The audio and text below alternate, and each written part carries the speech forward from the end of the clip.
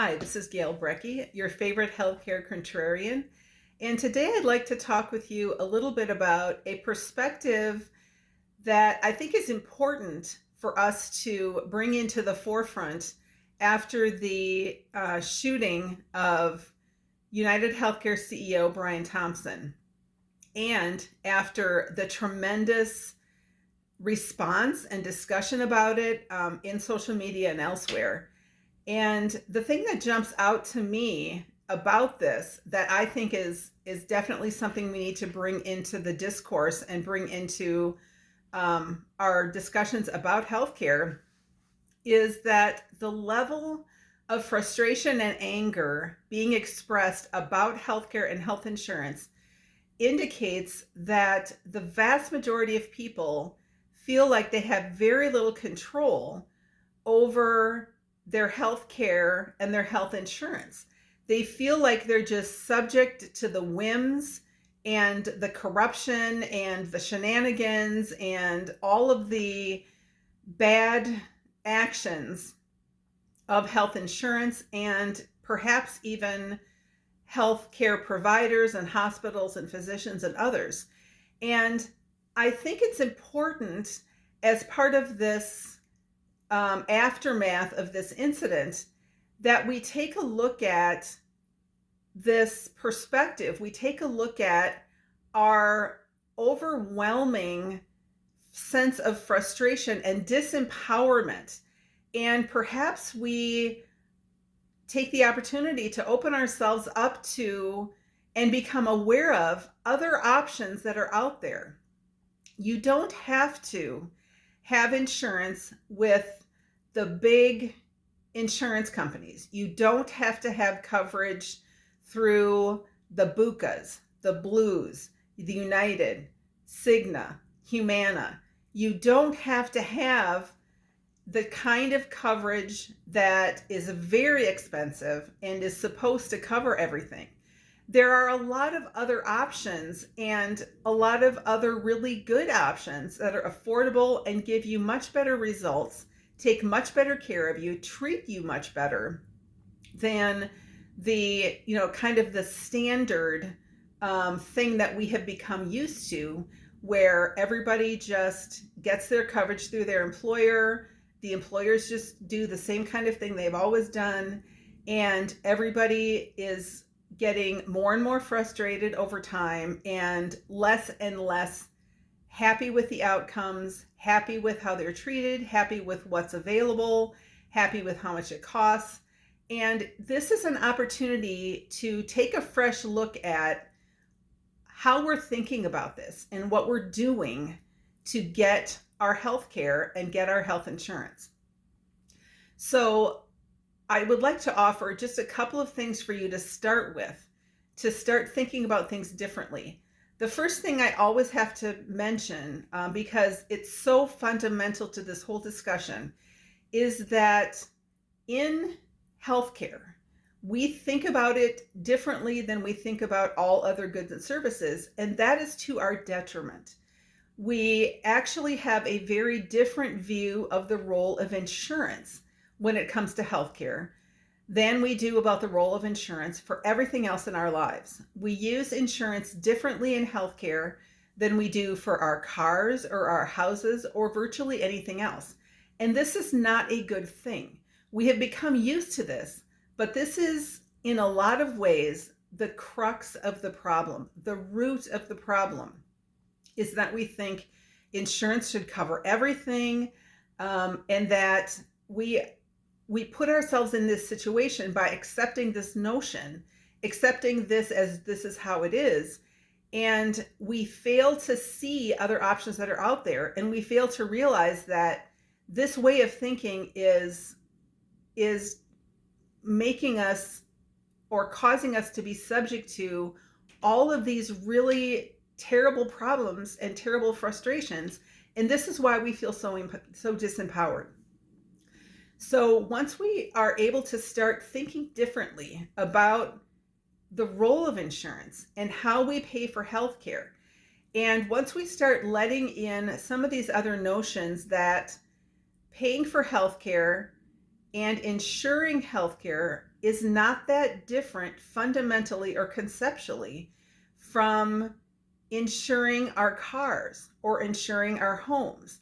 We would never use insurance for our car to pay for tires or oil changes or wiper blades because we instinctively know that that would be ridiculous and expensive and create headaches and paperwork and inconvenience, and that would just be so silly that it doesn't even occur to us, yet that's what we do in healthcare. So once we can start letting in some of these notions of that we're just so accustomed to doing things a certain way that we stop thinking about whether this really makes sense, then we can start letting in notions like direct primary care. So paying directly for primary care. Primary care is inexpensive. Primary care is powerful in keeping us well, in helping us to get on top of something if there's a change and we need to have some help getting things straightened out or getting something stabilized. Having access to someone, your caregiver, that knows you and that you trust and you have a relationship with, that is so powerful in preventing a lot of expensive care downstream. And so when you have a direct primary care relationship, you are not using insurance for primary care. So it's akin to not using insurance to pay for oil changes and windshield wiper blades. It's using insurance when it makes sense and when theoretically, conceptually, historically, it makes sense to have insurance in place for catastrophic needs. So for homeowners insurance, we don't use insurance for furnace filters or lawn mowing, but we all want to have insurance, and I would highly recommend you have insurance for catastrophic fire, for other kinds of damage that are very expensive but very unlikely to happen. Those are the principles by which we should be thinking about all insurance, because it's all the same idea and it all works the same. But in healthcare, we've embraced and become accustomed to these ways of doing things and the ways of thinking that this is how it should be done and this is how it works, that we have put ourselves in the situation where we embrace these models or these ways of doing healthcare and paying for healthcare that are actually very inefficient and very ineffective, very dysfunctional. And by thinking about it the wrong way, or not understanding these principles of insurance, not understanding what you should use insurance for and what you shouldn't, that we have gotten ourselves into this situation where we have given so much of our power over to the insurance company because we're putting everything under insurance. We're paying for everything with insurance, thinking that that's a good thing and thinking it protects us, when in reality, it makes healthcare tremendously expensive, tremendously burdensome. It's why it takes so long to get into the doctor. It's why the doctors are all so frustrated and overwhelmed that they're leaving medical practice. They're unfortunately committing suicide at rates that are increasing all the time, and it's one of the highest rates of suicide among any profession. Being a physician should be rewarding. You should feel rewarded and satisfied that you're helping people. Yet it's so frustrating and so overwhelming. Doctors are so burned out that it's a horrible situation to be in. So there are so many things that we could talk about, but I want to encourage you to question some of your assumptions that you've made for how you have to get your health care and how you have to get your health insurance.